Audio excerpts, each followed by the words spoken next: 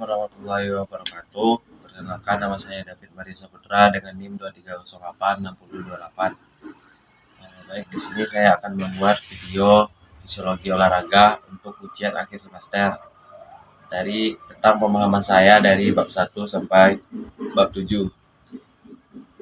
Yang pertama, bab 1 tentang pengantar fisiologi olahraga. Fisiologi olahraga terdiri dari dua kata, yaitu fisio dan olahraga. Fisio berarti ilmu yang mempelajari organ-organ tubuh, terutama organ tubuh yang berkaitan dengan kegiatan fisik. Kemudian olahraga artinya mengolahragakan atau menggerakkan raga, tubuh, dan jasmani. Kemudian bab 2 tentang sistem energi dan latihan. Energi adalah kapasitas untuk melakukan kerja atau work of capacity. Kerja merupakan hasil perkalian antara tenaga atau porsi dengan jarak distance. Setelah semakin berat suatu pekerjaan, maka semakin banyak pula energi yang kita butuhkan. Semua energi yang digunakan dalam proses biologis berasal dari matahari. Energi dari matahari tersebut diubah oleh tumbuh-tumbuhan hijau menjadi energi kimia, terutama dalam bentuk karbohidrat, protein, dan lemak. Kemudian tentang latihan, bagaimana cara kita mendapatkan energi pada saat latihan? Pada saat latihan itu kita memerlukan yang namanya ATP atau adenosin trifosfat. Nah, adenosin trifosfat ini kita pecah menjadi ADP atau namanya adenosin disfosfat. Kemudian adenosin disfosfat ini kita memerlukan PI untuk menghasilkan sebuah energi. Nah, untuk menggabungkan kedua ini kita memerlukan yang namanya CP, glikosis anaerobik, kemudian sistem oksidasi anaerobik. Kemudian untuk memerlukan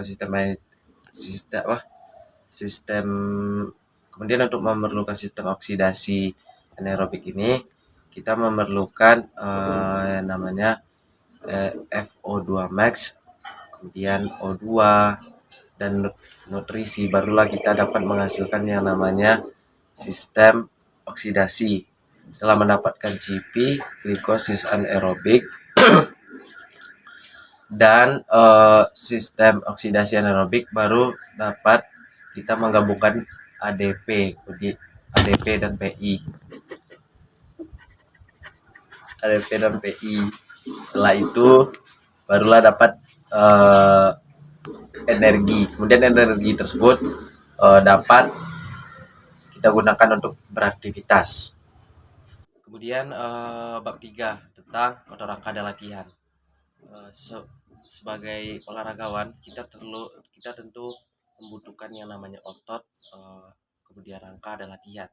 Nah, dalam melakukan setiap aktivitas untuk mempertahankan kehidupan, tubuh memerlukan gerak.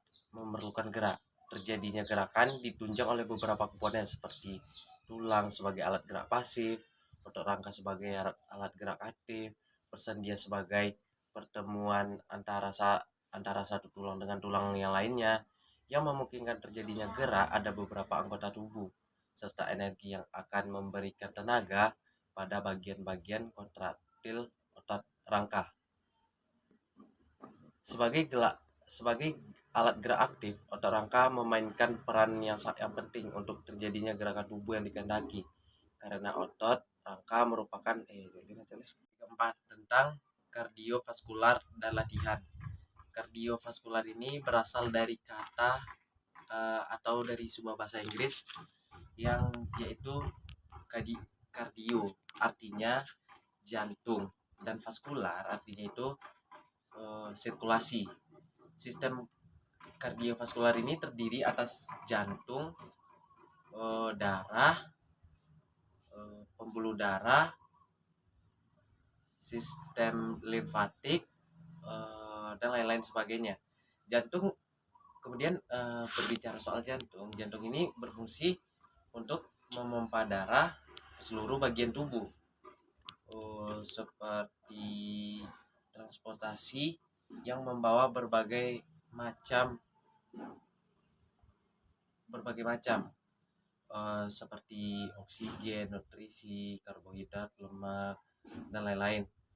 Pembuluh darah berfungsi untuk menyalurkan darah ke seluruh tubuh, apakah darah berasal dari jantung ke seluruh tubuh dan eh, dan darah yang berasal dari seluruh tubuh kembali lagi ke jantung. Kemudian kita masuk ke materi kelima tentang respirasi dan latihan. Berbicara soal respirasi, tentu kita berpikirnya tentang pernafasan. Nah, pernafasan ini kita sebagai manusia itu sangat penting untuk kehidupan kita, karena secara otomatis setiap harinya kita bernafas itu sebanyak sekitar 20.000 dalam sehari. Nah, pada saat kita berumur 70 tahun, kita telah bernafas sekitar 600 juta kali. Itu merupakan hal yang sangat luar biasa. Nah, karena itu makanya kita jangan lupa sama Yang Pencipta, karena Sang Pencipta itu telah memberikan kita pernafasan dan kita bisa bernafas hingga sekarang. Karena oke, lanjut ke materi. Sistem respirasi atau pernafasan ini terdiri dari, tentu ada bagian-bagiannya. Yang pertama ada hidung, ada laring, ada tenggorokan, ada trakea, ada bronkus dan paru-paru. Nah, fungsi dari sistem pernafasan ini adalah untuk menunjang terjadinya proses pertukaran gas yang berlangsung dari paru-paru ke sel jaringan tubuh. Oksigen dari lingkungan sekitar tentu sangat berpengaruh pada tubuh kita untuk proses oksidasi di dalam sel setiap kita menghasilkan sebuah energi.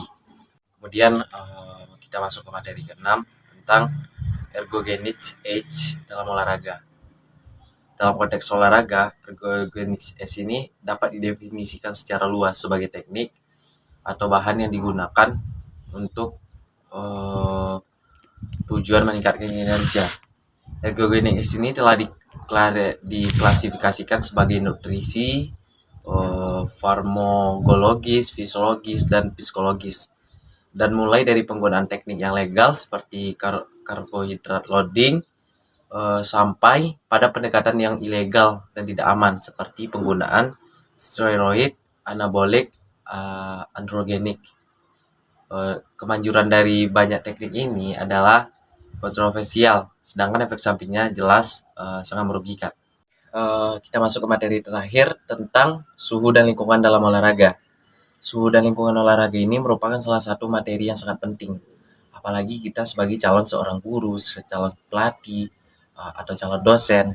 Nah, kita tentu perlu memahami yang namanya suhu dan lingkungan dalam olahraga. Contohnya gini, dalam kita berkompetisi, tentu tempat kompetisi ini bisa saja berbeda dengan tempat kita latihan. Misalnya di tempat kita latihan itu daerahnya dingin dan tempat kita tanding itu daerahnya panas. Nah, tentu ini sangat berpengaruh pada kita, karena saat kita terbiasa dengan kondisi yang dingin dan kita bertanding pada kondisi yang panas, tentu itu akan berpengaruh pada tubuh kita dan akan menyebabkan atau bisa jadinya cedera atau kita tidak memiliki energi yang lebih dari orang-orang yang terbiasa dengan kondisi yang panas. Mungkin sekian yang dapat saya sampaikan. Terlebih dan terkurang saya mohon maaf.